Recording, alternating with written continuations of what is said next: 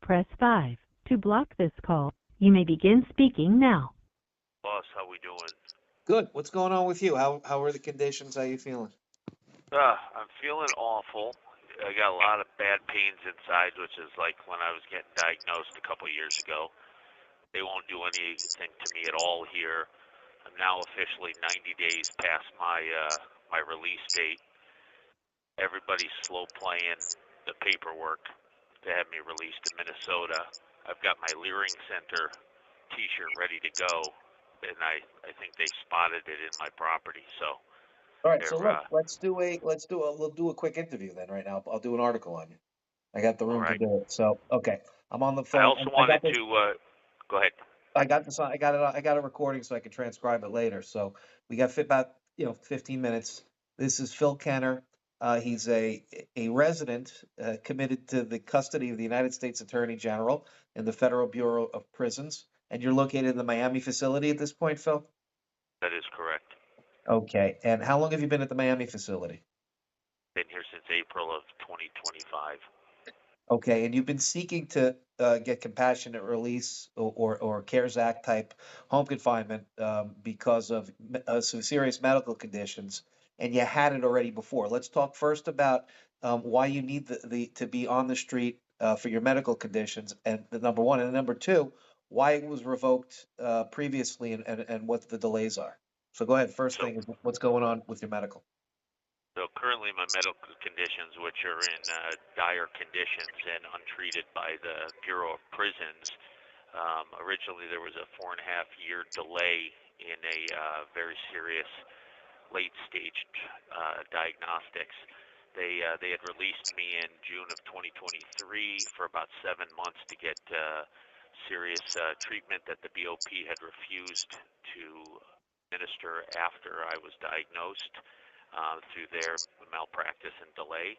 And I was unfortunately remanded by a circumstance that neither the BOP or supervision in probation violated me for, but then the BOP refused to release me under their own policy statements. I've had to file cases in the Southern District of Florida courts who have refused to even review the case, and are forcing me to an appellate court at this point. And in the Eastern District of New York, I had a compassionate release that was denied and is sitting on a reconsideration motion, considering the original judge on the case refused to dispose of any of the issues that were argued inside the motion. So at the So end of the day, the Bureau of Prisons wants to see you die, or at least they don't want to see you get the treatment that would be life-saving treatment for you. Talk to us about the treatment that you were getting on the street when you were first on CARES Act release. So originally I was dealing with Western medicine, chemotherapy and radiation, and ended up going through 2 rounds of chemotherapy, 1 round of radiation, but was working through advanced right to try drugs on the street that are all homeopathic, but ended up being extremely responsive. And This is the same right to try act that Trump put into law, correct? It's under that same premise that President Trump had put into effect, allowing people to not just lose their lives because of FDA regulations, but allow people to put themselves at risk, fully knowing. So But you're saying that you don't have a right to try in the Federal Bureau of Prisons. I don't have access to even the oncologist scripts while I'm here. The BOP refuses to give me even the simple over-the-counter medicine, let alone the scripts that the cancer oncologists had prescribed for me, both So while I was in Colorado and. is it fair to say that some of Trump's signature healthcare advances and legislation are being ignored by the Federal Bureau of Prisons? Absolutely. The president has given people all the tools and the toolbox to take care of people like me and give us a chance to live and prolong our lives, while the long-standing bureaucracy inside, I think, is playing the long game and attempting not just playing cat and mouse with people's lives like mine, but are just long playing, assuming that eventually President Trump's MAGA movement will fall out of favor, and at that point, the bureaucracy can take over again and restart right where they were under some of the prior administrations. Okay, so talk about now the predicament you're in. You were released onto the street. You were in Colorado, and then you were reincarcerated. How long ago were you reincarcerated? I was remanded, reincarcerated on February 1st, and somebody at the Bureau Of last year, right? Of 2025? of 2025, correct. And under This call is from a federal prison. the Bureau of Prisons' own program statements and policies, I should have been re-released to the street within a week or two based on the fact there was no violation of my terms of supervision. But the Bureau of Prisons immediately initiated a U.S. Marshal hold on me while I was bonding out of county jail on a case that was ultimately dismissed and then sealed for non-conviction because of the nonsense of the original erroneous filing. So ultimately, the BOP brought me back in, refused to follow their own policies, and even the courts in the Southern District of Florida have refused to force the BOP to follow their own policies, which would immediately have released me 23 months ago, back in February of 2025, and I would have been able to restart my responsive drug treatments and protocols on the street. Okay, so you've been delayed. Tell me how your health has changed since last February. So I continue to deteriorate on a daily basis, and since my remand, I should have been removed from the detention center in Colorado immediately within weeks and reassigned to a medical center in the Bureau of Prisons, of which I believe there's 12 of them that would have been able to house me as a Care Level 3 or Care Level 4 facility.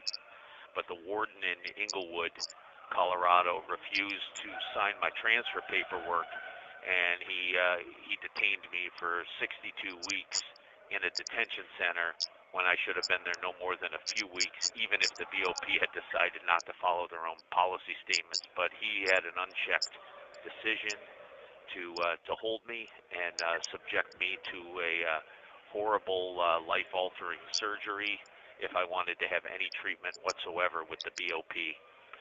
That wouldn't have had to happen if the BOP would have followed any number of their policies, one being a compassionate release under a terminal status.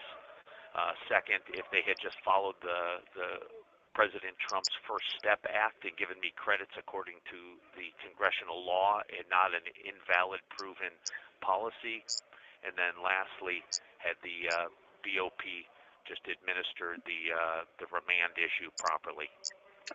Okay, so I want to go into the crime that you were convicted of, because that's relevant to the treatment now, in the sense that, are you someone who is a mass murderer? Are you someone that committed crimes of violence? Are you someone that maimed and hurt people? Are you somebody that went in the streets, rioted and looted and killed? What was the crime that you were accused of? Was it a crime of violence?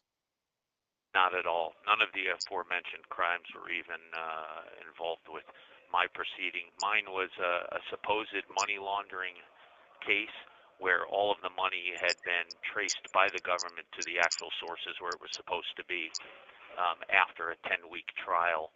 That was more of a kangaroo court than anything else. Well, let's get into that. So there's a pedophile named Ken Jowdy, but he has some very powerful friends and a powerful attorney by the name of Louis Freeh. Is that correct? That is correct. And who is Louis Freeh? Louis Freeh was the former FBI director under Bill Clinton. And that guy was on the Epstein Island plane, correct? He was, from all indication, he was on the Epstein Island call logs or flight logs and record books. And he also was a major donor to the Grandchildren's Trust for Joe Biden. Is that correct? He was. Congress had identified him as a over six-figure donor to each of the Biden grandchildren, except for the seventh grandchild that Hunter Biden fathered. So Louis Freeh is a Democrat Party hack who either defends pedophiles or maybe one himself because of his presence on Epstein Island. And still, you have Ken Jowdy who sought the protection of the pedophile defender Democrat Party, and you're the one that got railroaded in your case. Does that sum it up? A fairly effective summation, as I had whistleblown on their tens of millions of dollars of fraud between both Jowdy, Freeh's protection, Lehman Brothers, pre-collapse efforts, And this Danske this was Bank a in Europe. development. This was a development deal down in Mexico and in other places related to Major League Baseball and NHL hockey stars. You were a hockey player, a pretty decent hockey player from what we hear back in the day, and you went into finance and financial architecture. Tell us, who the players involved were with the MLB, with NHL, and those types of people. The players involved with Ken Jowdy in particular were some of the same characters that were involved in Senator Mitchell's drug scandal, including Brian McNamee, Roger Clemens, Andy Pettit, etc. And then as far as investors went, direct investors of record that were involved on my end of the deal were former NHL players like Michael Pekka, Brian Berard, Owen Nolan, and about another dozen players, all of which were defrauded ultimately, as the bank records have. This call is from a federal prison. And the government, the U.S. Attorney's Office, proved out by forensic counting after my trial to show that Ken Jowdy and the Louis Freeh protected entities all received the money that the government alleged for 10 weeks of trial disappeared, and nobody knew where they were. Okay, and so where is Mr. Jowdy today? Do you have any idea?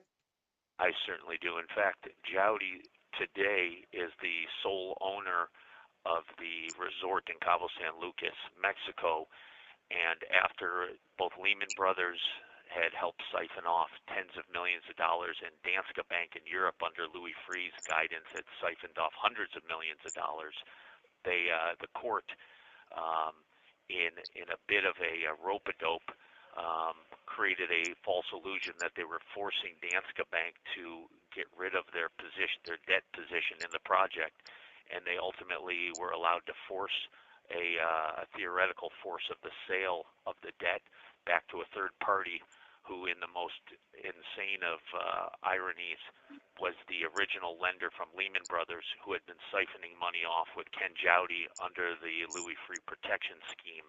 Okay, so is it fair to say, based on that Louis Freeh protection scheme today, Ken Jowdy is left in Mexico to be a predator upon small Mexican boys, while you're left in a Federal Bureau of Prisons facility, left to die? Is that a fair assessment? I would say so, based on the people that have spoken to me with knowledge of the current situation down there. Yes. Okay. So we got about a minute or two left. So tell us, give us your summation here as to what you want to see done. What kind of relief do you want with respect to the Bureau of Prisons and your health conditions? At this point, there's several things. I think this is one of those circumstances where President Trump has got involved with cases like mine, where there's been an over-incarceration or a mal-incarceration to cover up other deep state frauds that have occurred over the years. This one now is stretching into north of 2 decades. The Bureau of Prisons should have had me released on a compassionate release as an advocate several years ago after their 4.5-year delayed diagnostics. That never occurred. They refused to follow their own duties, and the BOP right now has every availability to move me out and release me now that I'm past several of my different release dates. This is a circumstance that President Trump's office needs to hear, and with all the information still surrounding the original fraud by Jowdy and Freeh and their cabal, there's still prosecutable crimes into the hundreds of millions of dollars. You're saying it's an ongoing conspiracy, what Ken Jowdy has been doing? Absolutely, and something that the U.S. Attorney's Office under Pam Bondi and FBI under Kash Patel should be looking into with all the information I still have. Okay, great. So, we're going to be cut off in a couple of seconds, but is there anything else you want to say with respect to the situation? Yeah, at this point,